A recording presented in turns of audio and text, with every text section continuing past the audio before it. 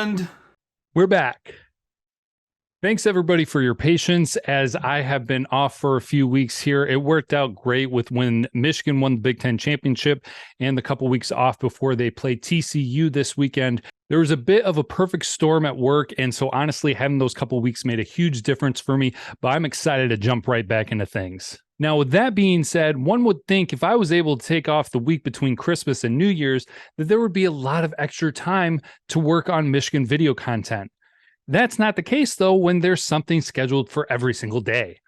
But I was able to make sure to block off Saturday, so we're all good there. I actually pulled this guy out, an old 2003 Big Ten championship shirt for Michigan. It seemed pretty appropriate for this episode. And also a shout out to my nephew for the Michigan Block M logo wear. Can't go wrong with that. Thanks, Keegan. I really appreciate it. And actually related to that, if anyone got anything really cool for Christmas, Michigan related, I'd actually be curious to know because I'm always looking for new stuff each year. And sometimes, there's some things out there that people don't know about. If you got something good, throw it in the comments below. I'd be really interested to see what you all came up with. But without further ado, let's talk TCU. Your number 2 ranked Michigan Wolverines are facing against the number 3 ranked TCU Horned Frogs this Saturday, 4 o'clock on ESPN in the Fiesta Bowl, where the Michigan Wolverines are currently 8-point favorites. And so we'll dig into the 12-1 TCU Horned Frogs. TCU is coming off of their first and only loss of the season in overtime by 3 points to Kansas State in the Big 12 championship game.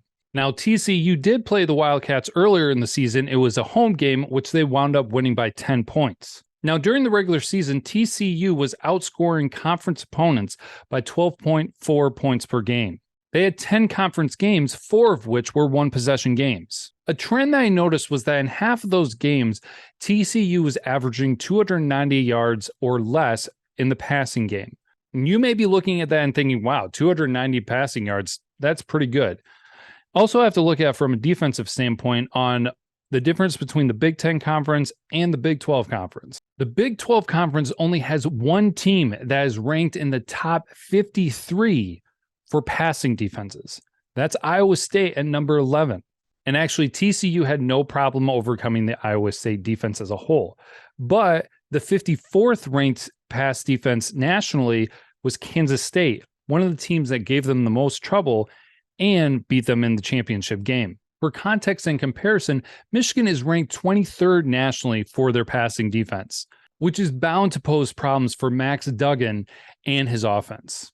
An interesting thing, if you've been reading some content lately, is that TCU's plan, or so they say, is to take away Michigan's run offense and force JJ to be able to beat TCU on his own.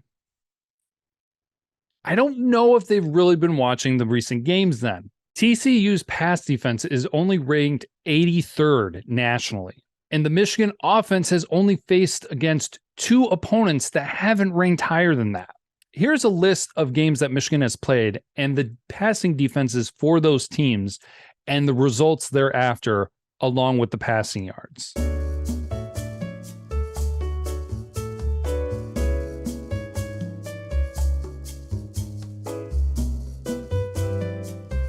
But wait, hold on. That's not how they're saying they're going to beat Michigan.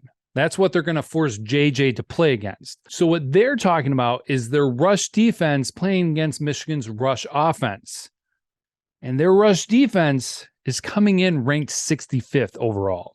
This Michigan offense has already faced against 7 opponents that rank higher than the TCU rush defense. As you can see here from this list, only 2 of those 7 teams were able to keep them under 200 yards rushing.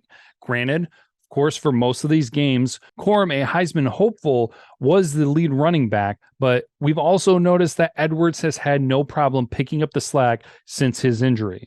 Now look, TCU fans, if you've been watching any recent games, any highlights, you know it's not as simple as shut down their passing game, shut down their running game. Michigan goes beyond that. That's what everybody's been trying to do, but has been unsuccessful.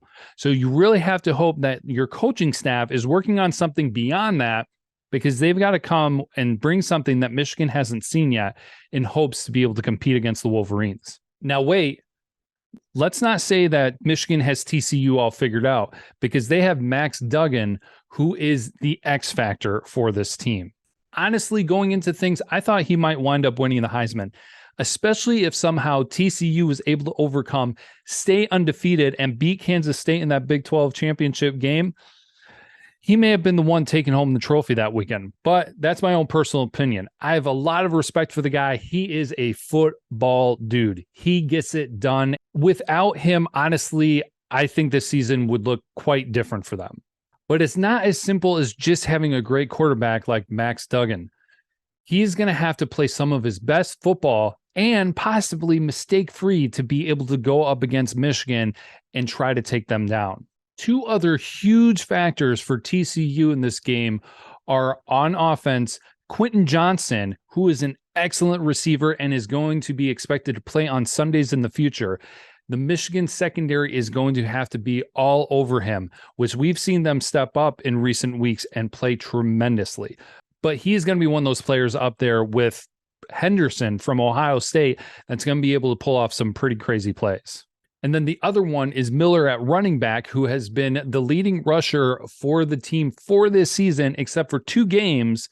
And those 2 games was when Max Duggan took over for the leading rusher. Oh yeah, if you haven't gathered so far, Max Duggan can throw the ball and he can also run the ball. So got to be really careful with him. Speaking of TCU's rushing offense, that's where things tend to get interesting for the Michigan defense. So far, these have been the top rushing teams that the Michigan defense has faced off against. Some credible opponents. But then the TCU rushing offense comes in ranked 25th. So they'll be the best rushing offense that the Michigan defense will have to face off against.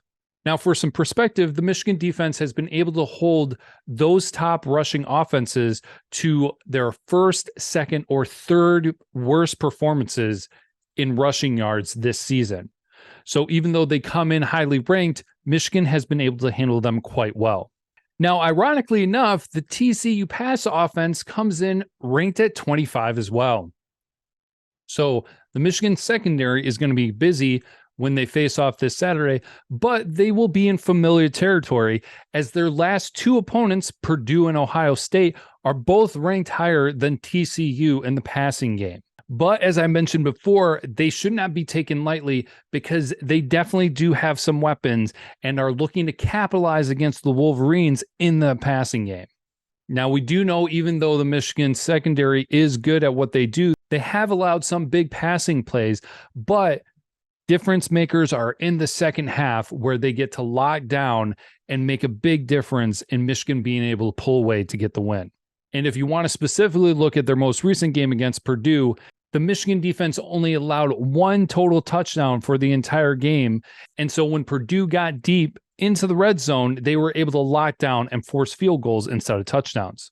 So in conclusion, I feel pretty good about Saturday. I don't want to get too confident because TCU is a credible opponent. And as I said, their quarterback, he's a wild card, and we'll have to see exactly how he performs against the Michigan defense. Now, just because a lot of the numbers and a lot of the matchups favor Michigan, that doesn't guarantee a victory. But TCU has not faced a defense quite like Michigan. And also, TCU's defense has not faced a unique, complex opponent as Michigan, where they play almost 2 different games in the first and second half. They like to wear you down and be physical and then run away with the game in the second half. We've seen that throughout the entire season, and I don't think it's going to be stopping Michigan anytime soon. If TCU's honest game plan is to stop Michigan's running game and force JJ to beat them through the air, I honestly think that's what they're going to get. And then fully expecting in the second half that you're going to see more of the running game as the offensive line is once again able to push around the opponent, create holes for the running backs, and they'll be able to exploit them and get some big plays. This Michigan team has been great. They do great teamwork. They have been on board with each other, and they are ready for this game. They said they'd be back, and here they are. And this time, they mean business. So I feel like they'll be fully prepared for this. Go ahead and give me a final score of 37 Michigan and TCU 24. Can't wait for Saturday to get here soon enough. Hope you all have a fantastic new year. And as always, I will catch you on the flip side for a review episode. And until then, as always, go blue.